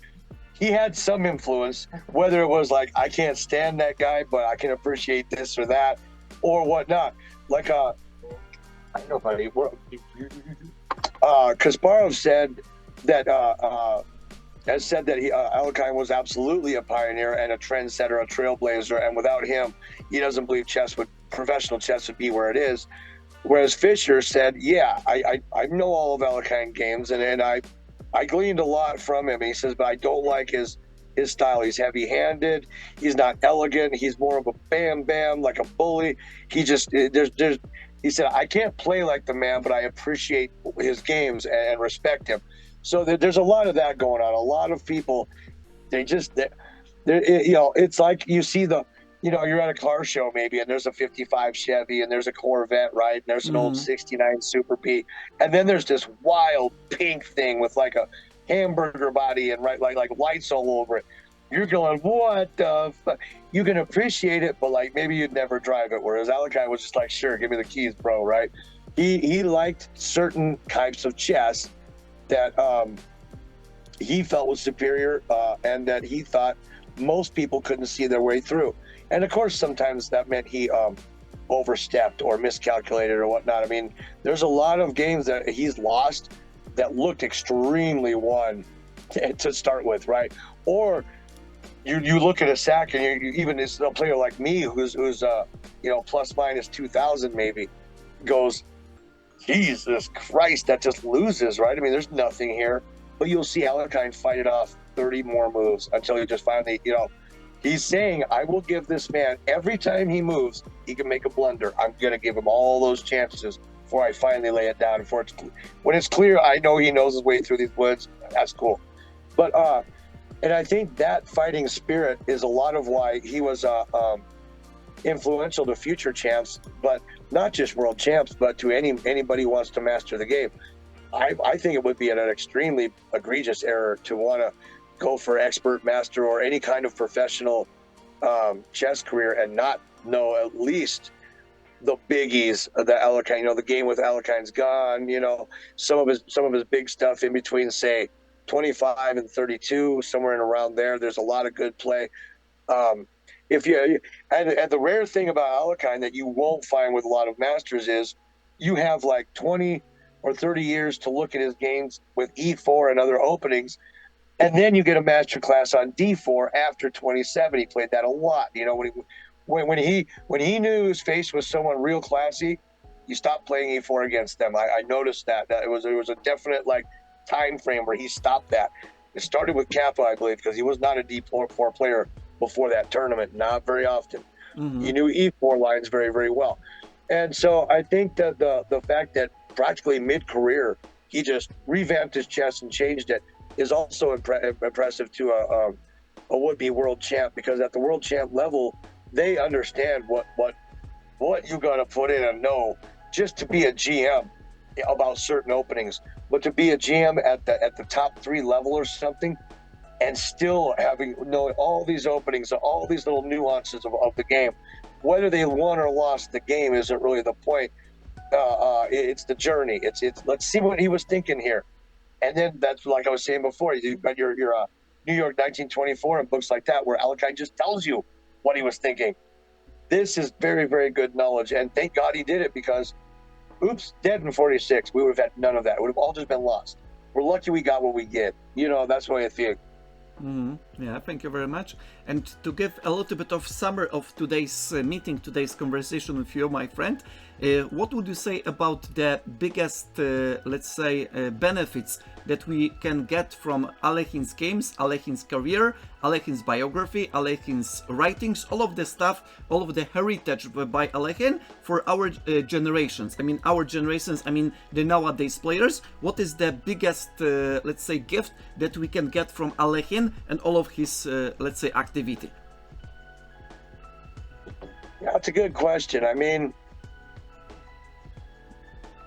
first off, I think that he showcases don't play with fear very, very well. There's not a lot of fear in his games. There's a lot of losing, right? But I believe that in his career, at least I don't know about the last couple of world champs or something, but at least for a while there, he was the winningest grandmaster of them all. I mean, he had the biggest win rate just in all tournament games. It was something like 73%, 78, some big dumb number. And that's because he tried to win. He never, I bet, sat at the board and said, okay, we've turned a corner now. Now I'm no longer playing for a win. I'm going to try to hold this for a draw. I don't think he said that to himself very often. He's always looking for the win. That's what made me fall in love with the guy. That's what made me fall in love with his chess. I tend to like people like that. Mike Tyson, I really adore. Kimbo Slice, love the guy. Don't take no for an answer. Keep going. Keep strong. Keep coming. Just keep coming. In the face of adversity, in the face of it looks impossible, keep coming. Let them know you're there, man. Let them know you're there. You got to take it. So if you play with fear, in other words, if you're maybe beginner level to about, I don't know, 16, 17, 1800, and you play the 2276 and you're going, oh my God, and you already lost that game, because you're not going to be thinking clearly. You're not going to be. I believe Alekhine can teach the staunchest and the most boring player to throw a little fire in their game, right? And he lived his life the way he spent over the board. Fire, man. Let's drink. Let's have some fun. Let's get some women's. Let's join some armies. Let's get into fights, man. I mean, the dude had a very, very rich life compared to what most people would picture. Like if I just told like someone's grandma, oh, I'm really into this chess master back from the 20s, 30s, and 40s, they're thinking nerd. Guy wears a suit all the time, smokes his cigars, and just does whatever nerds do. This guy wasn't a nerd. I don't believe Bobby Fischer was a nerd. I don't believe Mikhail Tal was a nerd. Nepo looks a little bit nerdy, but not enough to spot him in a grocery store, right? The chess community as a whole, the strongest player. Now, Fabio, there's just not much. Sorry, guy. You're pretty nerdy, man. You know what I mean? That's a nerd, right? It's a classic nerd. But Alekhine, I think, broke the chess mold by entering with his loud antics and his brash play and his drinking and his smoking and his womanizing.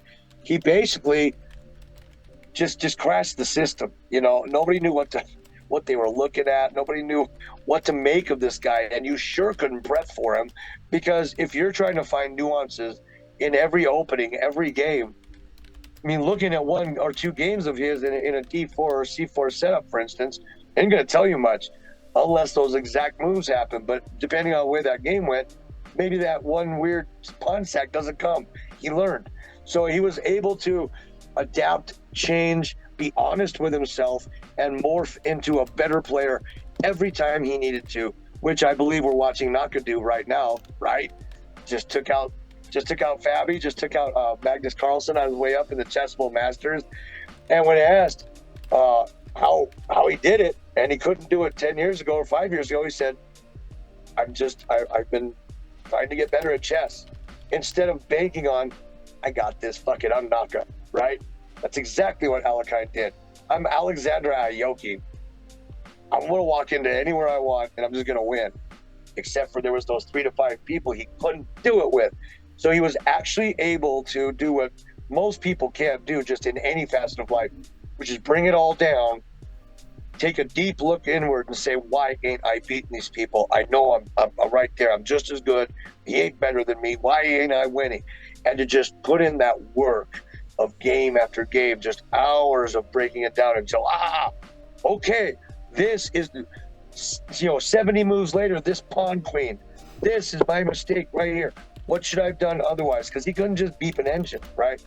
So I believe that really changed the face of chess as well, because not that world champions didn't study, but they weren't able to completely transform themselves, over time, or sometimes from game to game, to match their. It was like the chameleon. The guy could do anything. He could play against anybody. He was a master of end games, of middle games. You did not want to screw with him. You just didn't want to screw with the man after a while, but he earned it. It wasn't something given to him.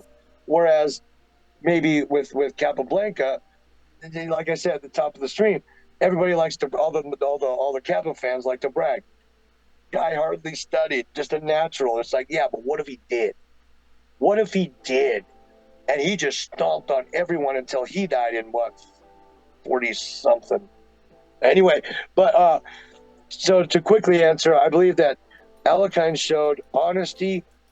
I believe he showed perseverance, and I believe he showed a drive that is not with most of us. I mean, most of us reach a certain part, like me, I'm about 2,100 in slow games, right? I feel good about that. I don't see 2,400 coming for me. Why? I'm not 100% trying for 2,400. It's not coming right now. Got too much going on in life.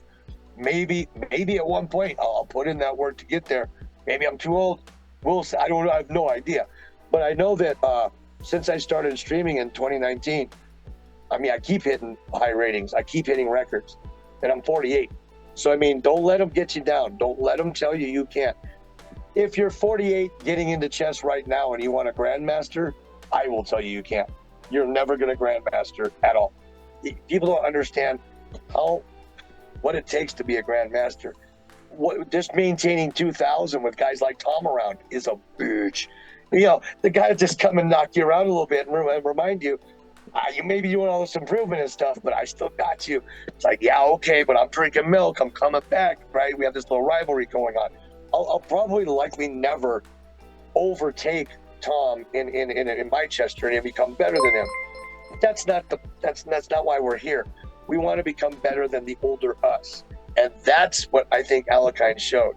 As would any world champion, of course, because they didn't start there. But in Alekhine's space or case specifically, I think he overcame a lot of seemingly impossible obstacles simply by not disappearing.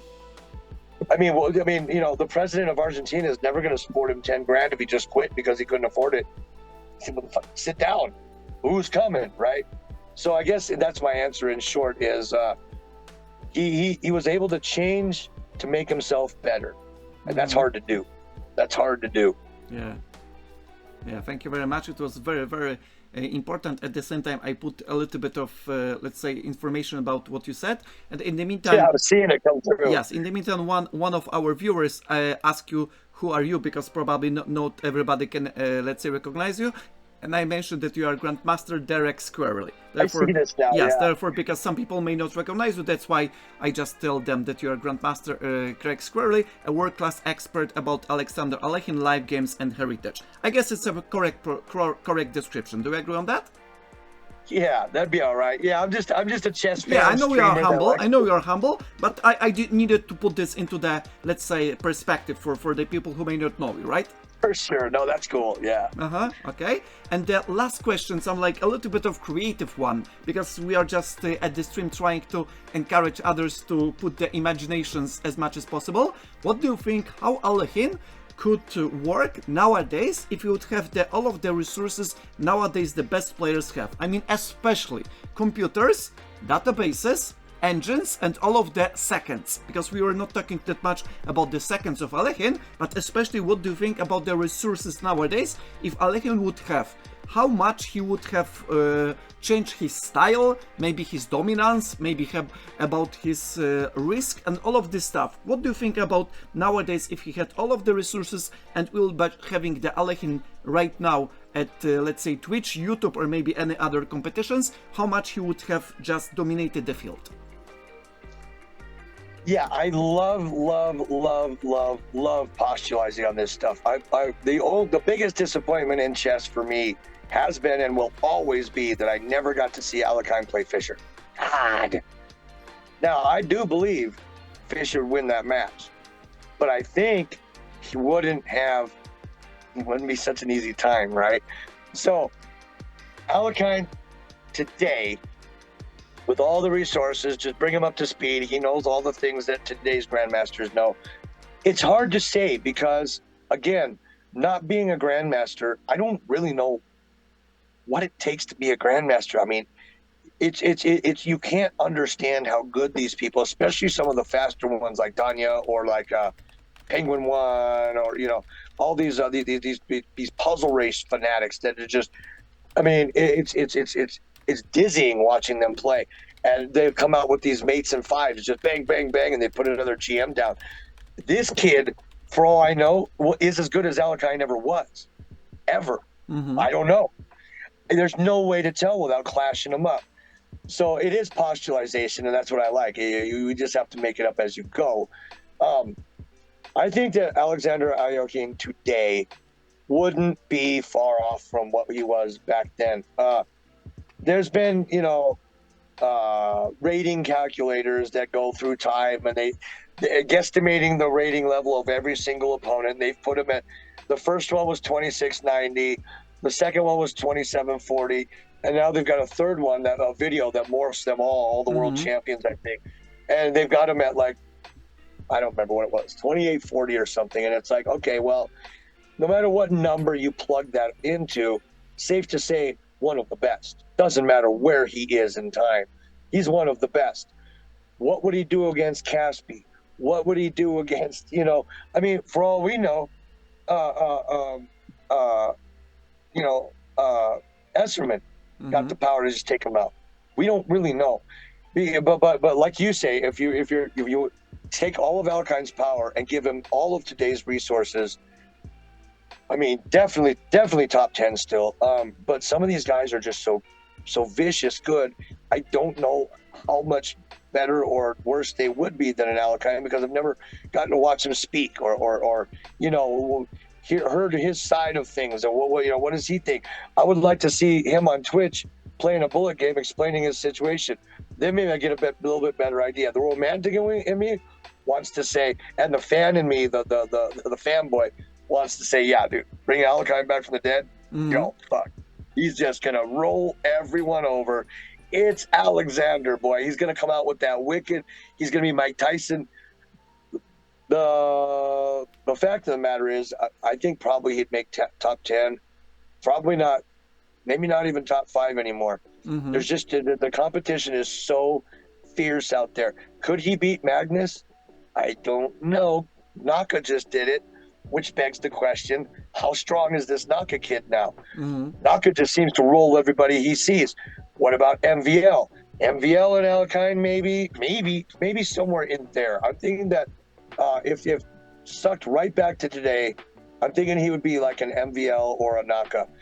Always top 10 or top 20, but never quite.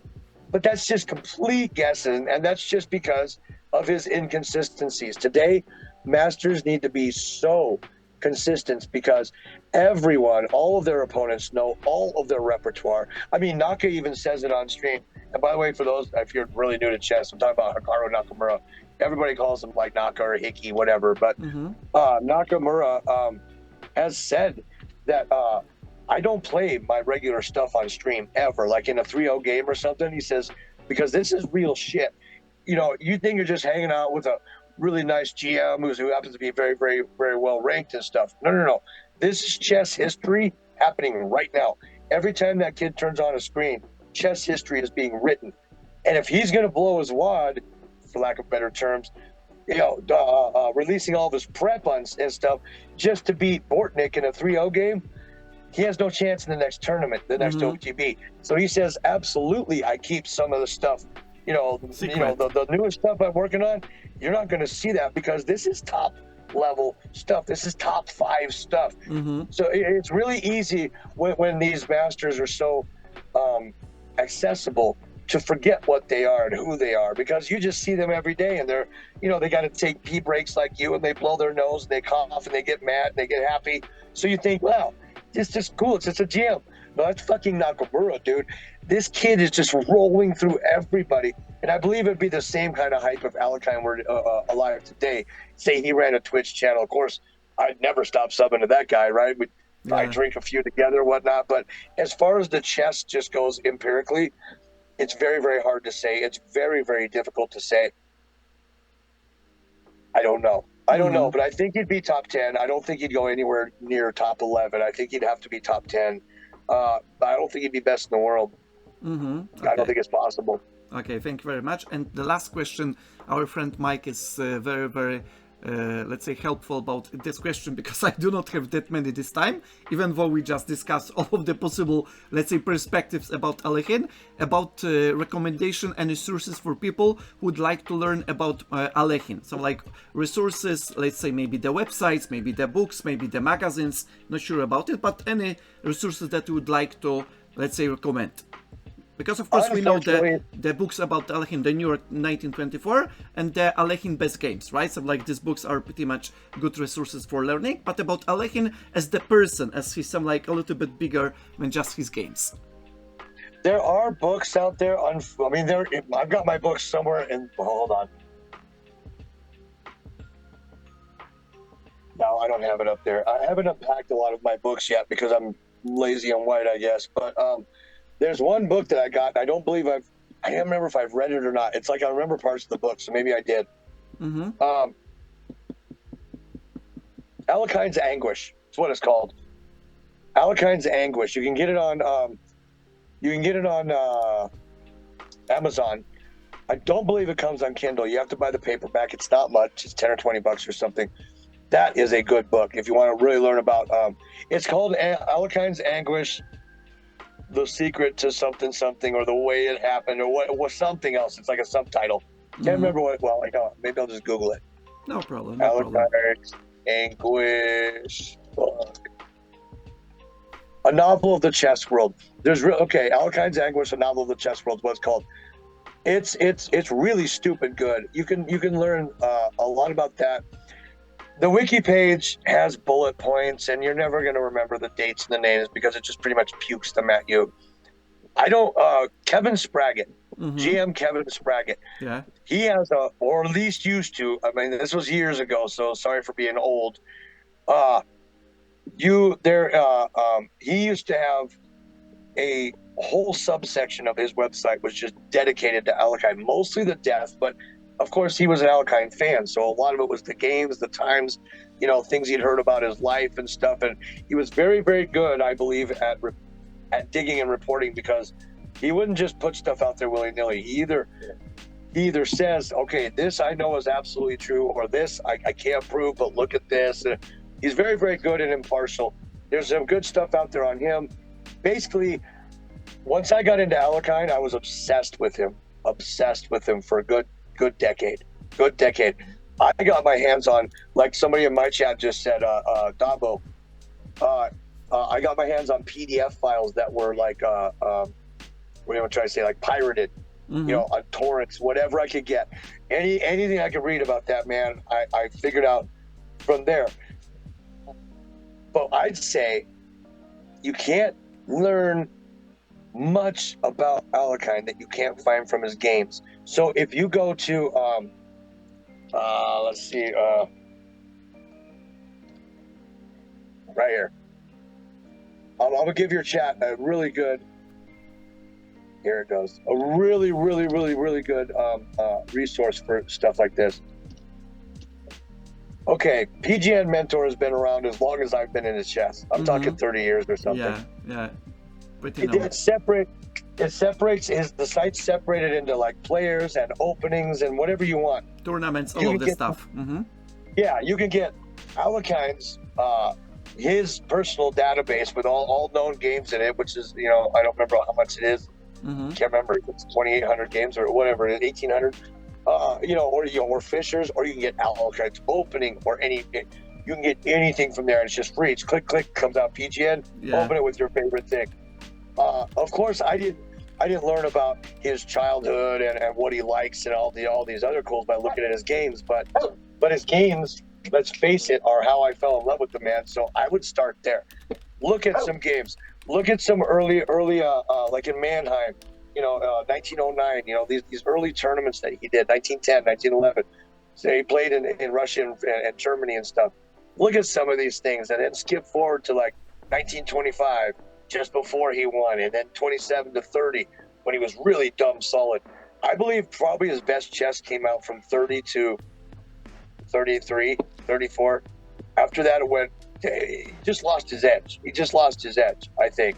I mean, he was in his 40s. He was over his peak. But if you want the best Alekhine chess, it'd be around after 27, but before 35-ish. He had, like I said, he had some doozers out there, but that's the kind of stuff, unless you're an E4 player. You want to learn some good E4 lines that are now, you know, whatever, 100 years old. Look at his early games. I mean, the dude, once you start looking at his games and seeing the trend of, he just didn't seem to give a shit about his pieces. He didn't seem to give a shit about his pawns. He never wanted to reach an end game. I respected him because he wanted to win. Like Mike Tyson when he first came out. Remember when there was a time no one in the world could go a minute with him? They would just get knocked out first round. This is the way I saw Alekhine. Just, he was there to take names, and he did, always. And if he didn't, even if he lost terribly, that game is still a blast to watch because, man, he just doesn't stop. He goes right for it. He just, at no game did he not attack. I mean, he wasn't a very good defender. He just didn't like to defend. So he knew this about himself and made himself one of the world's greatest attackers of all time. So, I mean, I would learn most of what I know about Alekhine from his games. I would start there, download that PGN and just look through a couple of them a day. There's some beauty there, man. If you appreciate Tal's stuff or like really, really whack job positions, that's the guy to go to, man. Nothing is neat and tidy in his games, almost ever, until he gets an end game. Even then, you don't know. Okay, thank you very much. It was a great description about all of the possible resources, and thank you very much for this website, because it's a huge resource and a free one at the same time, therefore a great one.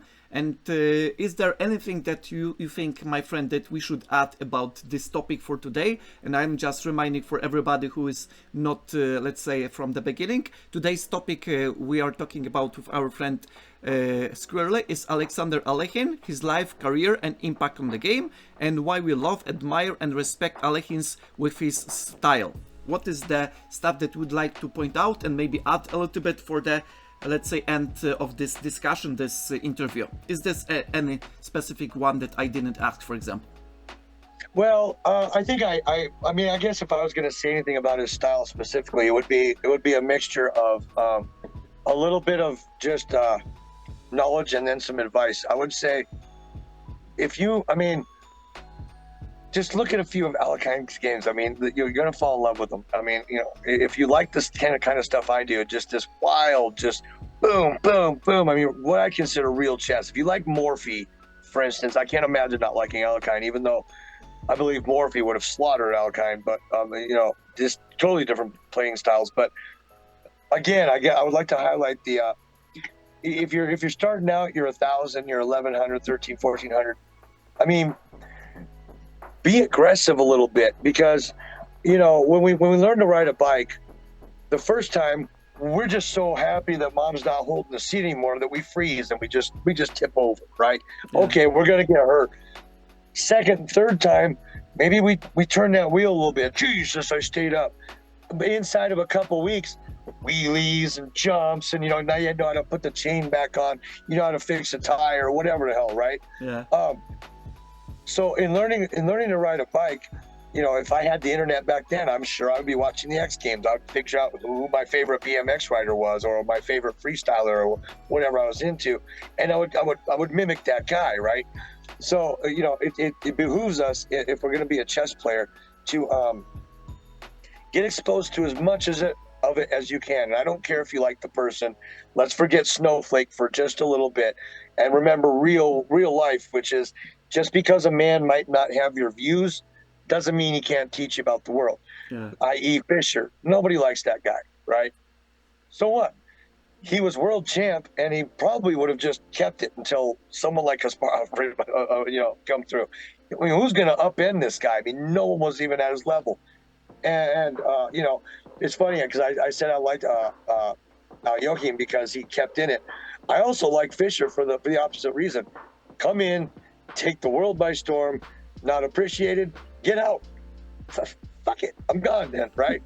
There's something to be said about that as well. But what I'm saying is, round yourself a little bit more, because we can all have access to Nepo games, or Naka games, or Fabi games, or Carlsen games, or Anand games, or Kasparov games.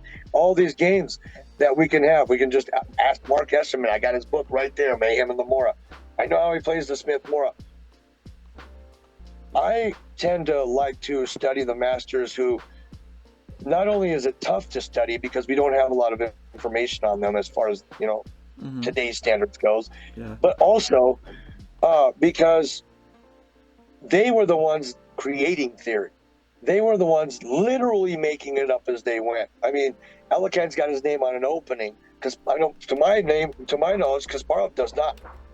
But Kasparov is arguably the strongest player of all time, right? Maybe Carlsen now.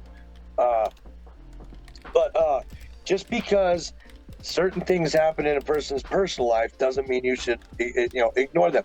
Look at some NES games. Look at some Joachim games. Go look at a TAL database. It's out there. It's free. It takes 2 seconds to set up. Open your Fritz, your whatever, your Lichess, your chess.com.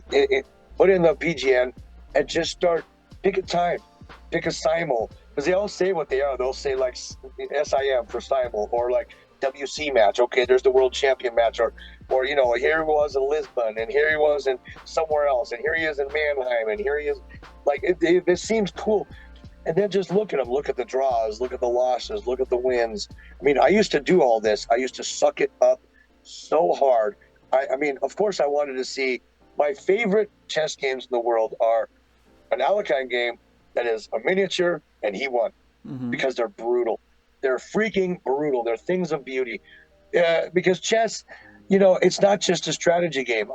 Alekhine thought it was art, and so do most of the world champions. They think it's art. They're making a piece of art when they're playing chess, for both themselves and the fans. Yeah. They don't want it to be a boring game no matter what.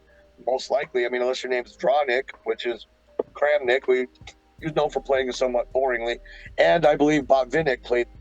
He was known to play some kind of stuffy chess. As far as I'm concerned, it just wasn't always fire and brimstone.